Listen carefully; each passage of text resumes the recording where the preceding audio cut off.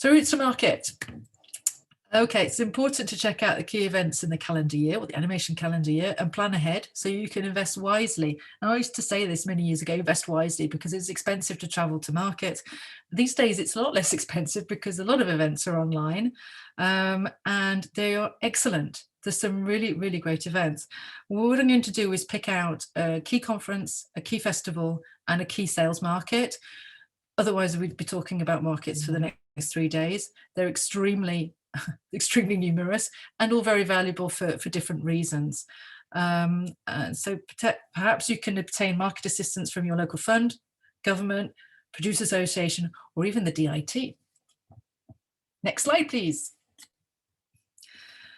Okay, why would you go to these online events? Perhaps it's pretty obvious, but it's a long game of building relationships, gathering intel. Online and in-person events provide you with the opportunity to build your professional network, and there are all sorts of networking opportunities of all these key international events, including the online ones. There are certain ones who've actually made a particular effort to replicate those chance encounters at markets and festivals that we're all missing. This was notably done by Kidscreen Summit. This also gives you the chance to attend sessions led by industry experts, as Natalie touched on earlier. It's a great way to fast track on knowledge, pick up insight and tips. So do check out the website agenda for appropriate content. Understanding broadcast and platform requirements, we also discussed this earlier. It's really not easy to connect with them, with investors, broadcasters, platforms, if they don't know you.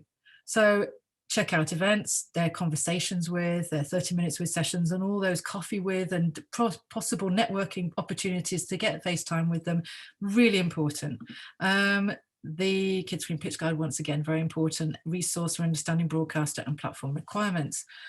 It's also the opportunity to research and identify potential partners and reach out, meet investors in pitching and networking sessions. A lot of producers I know seem to have tunnel vision when it comes to Netflix, like we were talking about earlier with Andrew.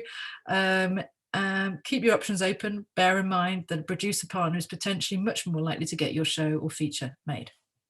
Next slide, please. So I've just put in a few financing events and forums, also sales markets in the case of Kidscreen. I've seen a lot more producers taking their feature projects to Kidscreen, and a lot of feature producers attending Kidscreen Summit, which also clashes in real life with the Berlinale, so Berlin Film Festival, where a lot of feature producers are actually launching features for the first time. Different events, different priorities, depends what you're looking at. Check out the website, speak to your peers, see what they go to, which are the important ones, and which are most appropriate for you and your projects. Of course, the major markets for film. Perhaps we can go to the next slide. Yeah, interesting. MIP TV, definitely on the outs in terms of animation. MIPCOM Junior, very important. Still, we'll see how things go for this October. Kidscreen Summit, I would say, is very, very important. An interesting one for the Asian region, the Asia TV Forum.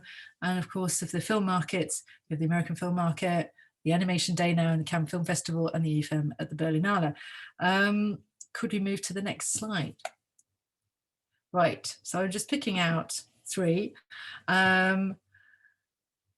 This was excellent this year. I think Kidscreen made a huge effort for creators, producers to really engage with investors, broadcasters. They created all sorts of interactivity. I don't know if anybody did the speed pitching or the 3 minutes with, where it's kind of a lottery system whereby you were into like a roulette wheel of different connections. You had 3 minutes with each, and I made all sorts of fabulous connections like that. It was a fascinating thing to put together.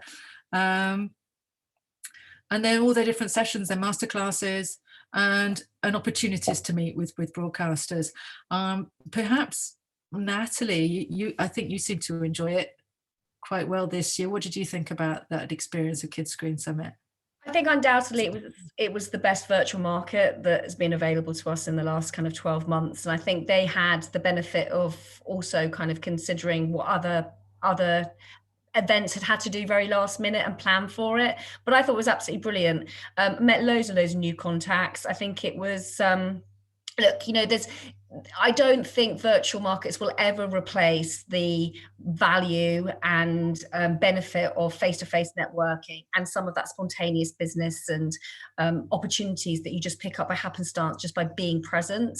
But I think they did a really, really good job, and the talks were great. And some of the, I mean, I did a Zumba class, so you know, there you go. So it was really good fun all round. Did you do the pet parade as well? I know they had pet parade, people bringing their pets. I didn't, but I would have done if my cats didn't get off the sofa. Okay, so moving swiftly on. Thank you for that, Natalie. Annecy, next slide, please. Now, Annecy, this is that's the actual poster for this year, honouring African animation. It's really colourful and beautiful. And if anybody recognises Annecy on that poster, you have the dates as well. For the time being, for those of you who have signed up for their newsletter, you saw that accreditations went out yesterday. They're extremely positive in thinking there's going to be a hybrid event. So they're planning for an actual in real life event and also an online event. And it's all going to depend on governmental restrictions, guidelines, etc., which will be released in May. Animation UK and DIT, I believe, are taking a delegation to Annecy this year. Kate might want to speak to that in the wrap-up about different events that you'll be attending at the end of this session. The festival is, I mean, for the last 20 years or so, it has been the absolute mecca in terms of festivals and in the animation industry. It's extremely important, and it's a place where students, the majors, recruitment goes on. Different studios can promote themselves. There'll be demos in terms of tech and software. People from all over the world. I mean, students brush shoulders with animation rock stars. The US majors are there. A lot of the producers, studios from Europe are there. A lot of broadcasters. It's an impressive array of people, the international community. I think they had 12,000 visitors the last time it was in real life. And it's also reputed to be one of the most prestigious animation festivals in the world. It's extremely important on the circuit in terms of and festival circuit, and it's a real wonderful place to check out gems of animation, the shorts program and the shorts selection for competition. Absolutely fabulous, incredible talent there, and basically can't say enough good things about Annecy. It's well worth taking a whole week off to go when it's back again in real life. And the market is MIFA, and they have sessions that compare a lot to Kids Green. The share with is equivalent to 30 minutes with territory focus, whereby the industry experts within that territory and different producers who've been selected will pitch projects, talk about the different benefits of working their particular territory. There are demo sessions, like I was saying before, recruitment, screenings, pitches, and press conferences. It's quite something. I don't know how long. Andrew, have you been to Annecy recently? Do you have anything to add about that? No, I mean, I think just generally to echo what you've said, which is that each market has its own different flavour, but they all bring something. And one day when we can all go back to going to the markets, it is definitely the place to go and make connections. And I think pick up information generally about what's going on. And it's not just the stuff that's being officially released before the markets. It's just talking to people and finding out what they're doing that hasn't reached the screen yet. Absolutely. If you can stay on, Andrew, and if we can have the next slide, I wanted to pick out the best conference of the year, in my opinion. I hope that's yours. We'll be online this year.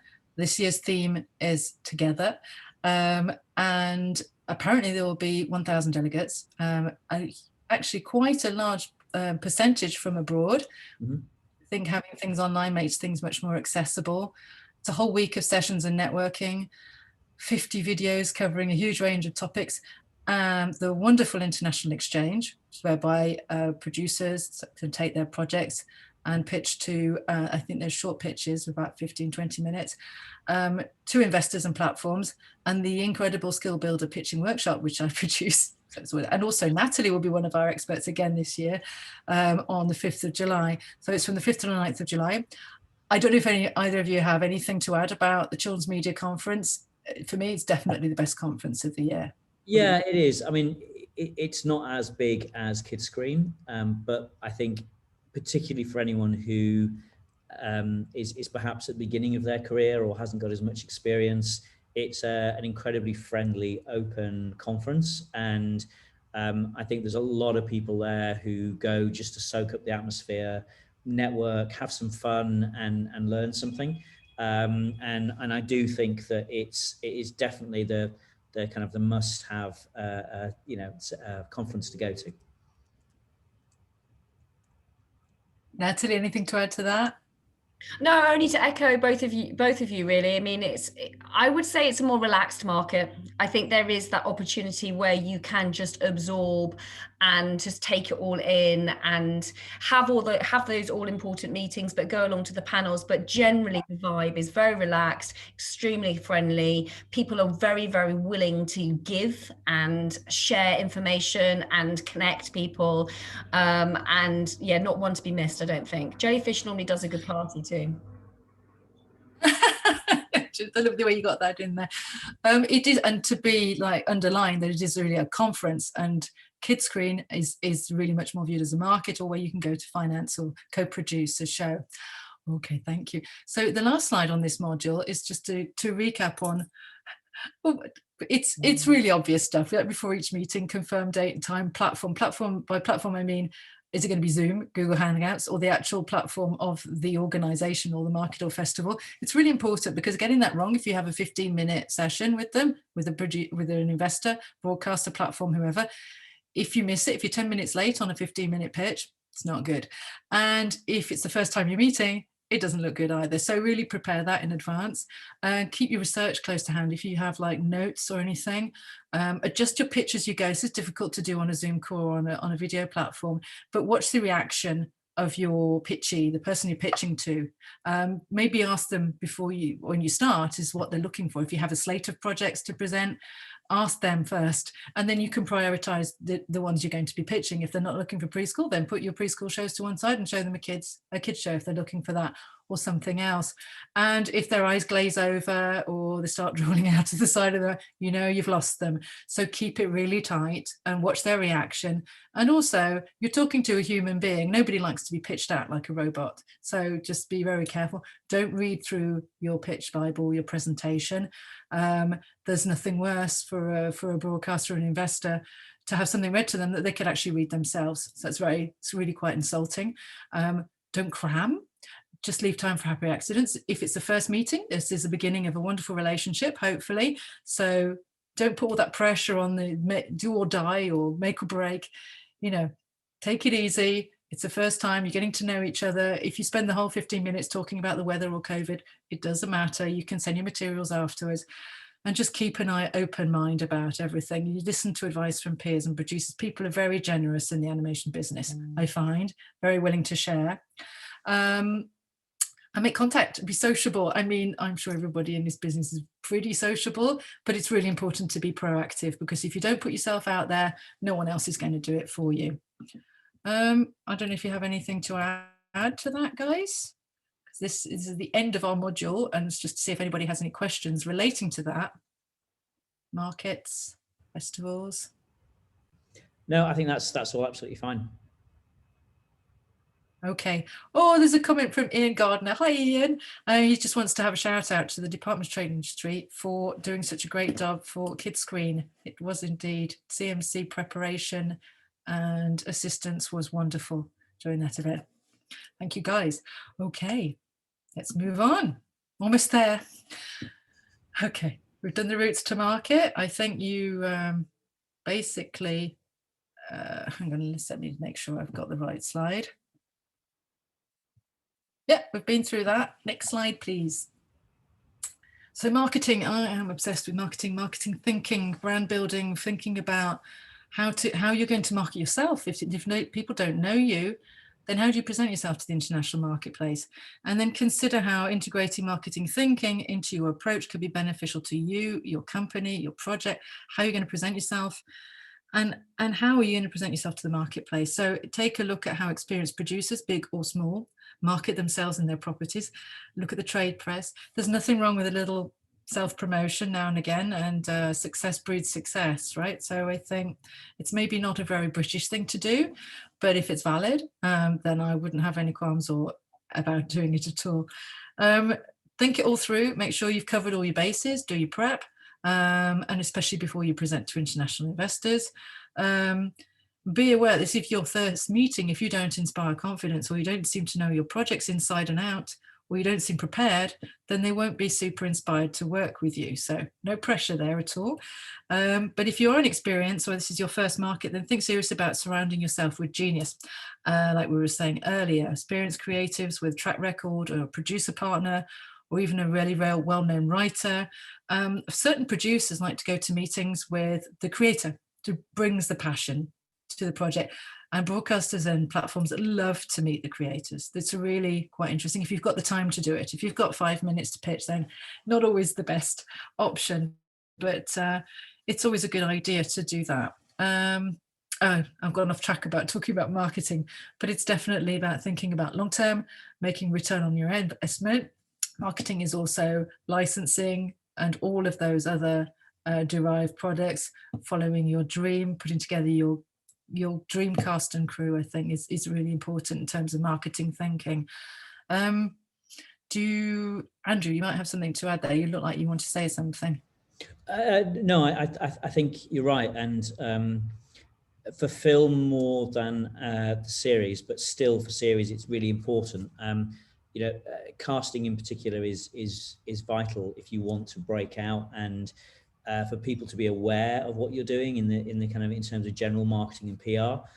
So having that star voice as one of your characters really does make your project stand out, and it just gives your PR team that much more to talk about and engage with the papers and magazines and things, because it's suddenly really interesting that James Corden or whoever it is suddenly voicing your preschool character.